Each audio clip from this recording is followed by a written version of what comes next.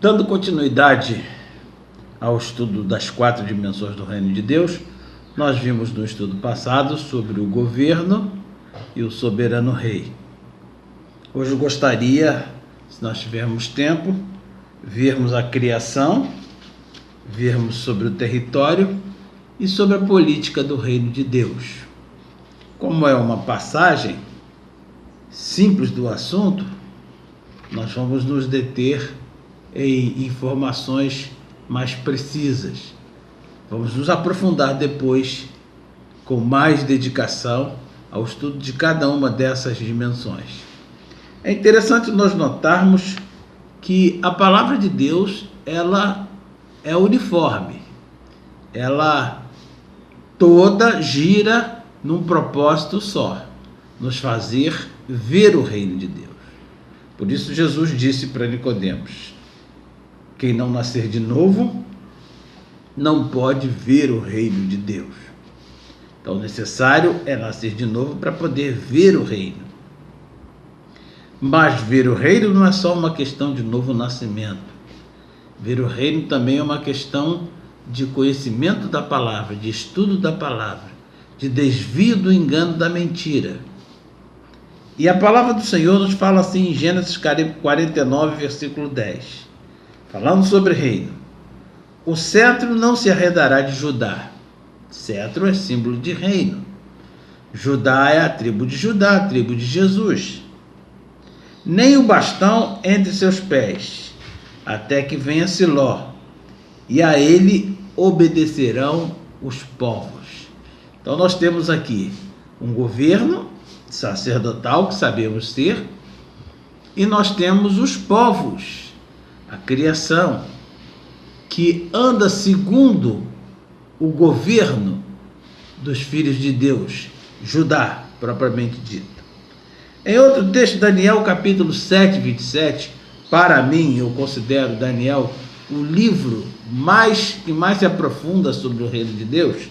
Ele diz assim: o reino, o domínio e a majestade dos reinos debaixo de todo o céu serão dados ao povo dos santos do Altíssimo, ao povo no singular, dos santos do Altíssimo.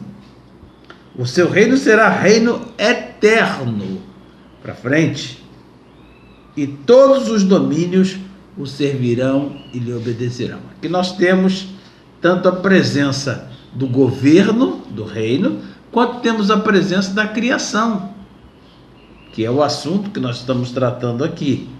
Lá em cima nós vimos que a ele obedecerão os povos, a criação. Então é muito importante que estamos vendo a presença dessa dimensão, a criação ou o povo no reino de Deus.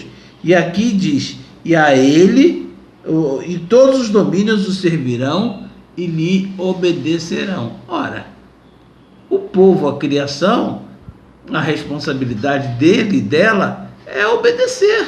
Por exemplo, nós que vivemos num país democrático, temos a Constituição, e a nossa obrigação como filhos de Deus é obedecer à Constituição. Como filhos de Deus, não, como brasileiros, melhor dizendo, temos a obrigação de obedecer à Constituição. E a Constituição nada mais é do que leis estabelecidas pelo governo e pelo presidente. Então, nós nos submetemos ao reino, ao governo, na medida em que nos submetemos à obediência à Constituição. A ele, e todos os domínios o servirão e lhe obedecerão. A ele obedecerão os povos. Em Isaías capítulo 61, versículo 6, nós lemos assim: mas vós sereis chamados sacerdotes do Senhor, uma referência ao governo de Deus, e vos chamarão ministros do nosso Deus. Ministros que ministram os recursos inesgotáveis de Deus. É diferente dos ministros de governo atual. Eles ministram recursos escassos, nós não. Ministraremos recursos inesgotáveis de Deus. E o texto diz assim: Comereis as riquezas das nações, e na sua glória vos gloriareis. Presta bem atenção que o texto está falando de nações presentes. Sem dúvida que isso daqui é para o tempo pós-fim, depois desse fim dessa era, da era do reino das trevas, quando o governo de Deus for estabelecido sobre a terra. As nações,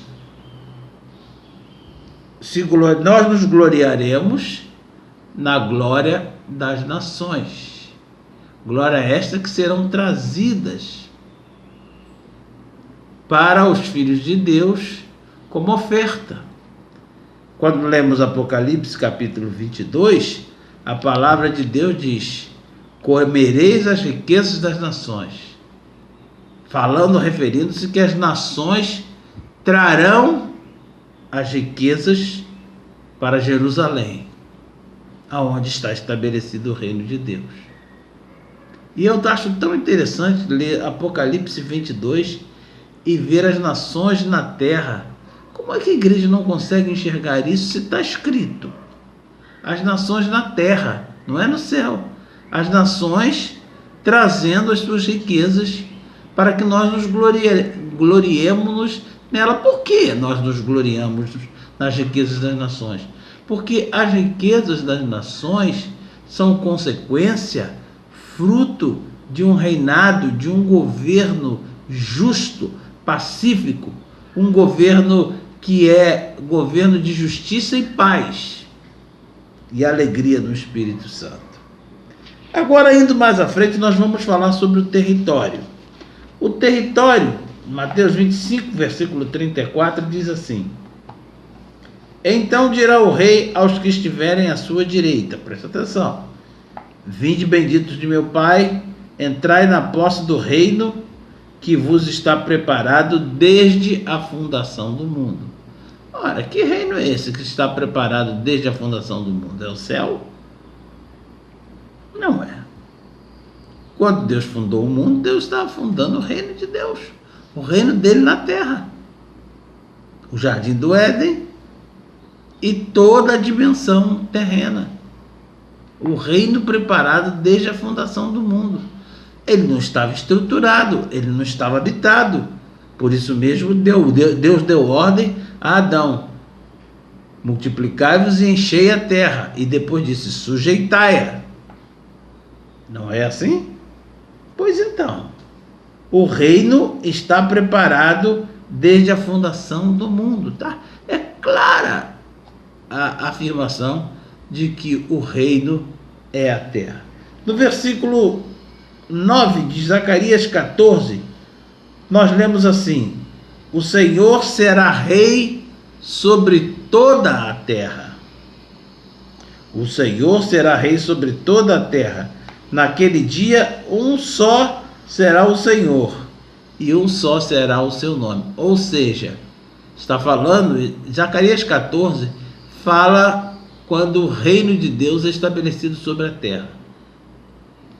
Fala de um tempo de frio, muito frio, não sei se é consequência da guerra que vai haver, das armas químicas que poderão ser usadas na ocasião, e será o dia do Senhor, faz referência ao dia do Senhor, mas estabelece o marco do estabelecimento do reino do Senhor sobre a terra. O príncipe regente, Jesus Cristo, voltando para estabelecer o reino de Deus sobre a terra. E diz: um só será o Senhor, porque já não haverá mais reino das trevas sobre a terra. E um só será o seu nome, Jesus Cristo, que estará reinando com a igreja sacerdotal, sobre as nações da terra. No versículo 3 de Isaías 2, nós lemos assim: irão muitas nações e dirão: vinde e subamos ao monte do Senhor, Sião. O monte do Senhor é Sião. O texto bíblico de Salmo afirma claramente: Deus escolheu Sião para a sua morada. Vinde e subamos no monte do Senhor e à casa do Deus de Jacó, para que nos ensine os seus caminhos e andemos pelas suas veredas, porque de Sião sairá a lei e a palavra do Senhor de Jerusalém. Ora, Jerusalém está edificada sobre o Monte Sião. Quando se fala de Jerusalém, fala-se de Monte Sião. Quando se fala de Monte Sião, fala de Jerusalém. Porque os dois são... A cidade está edificada sobre os montes. E nós vimos aqui nesses textos, são poucos em relação aos muitos que temos na Bíblia, falando que a terra é o território do reino de Deus. Coloque isso no seu coração, amado. Veja o reino de Deus. Veja esse reino estabelecido sobre a terra. A glória do Senhor enchendo a terra. Um reino de justiça, paz e alegria no Espírito Santo. A alegria já não estará mais voltada para a pecaminosidade. Não, a alegria será o Senhor e o seu reino, e nós, os seus filhos. Seja assim em nome de Jesus. Amém.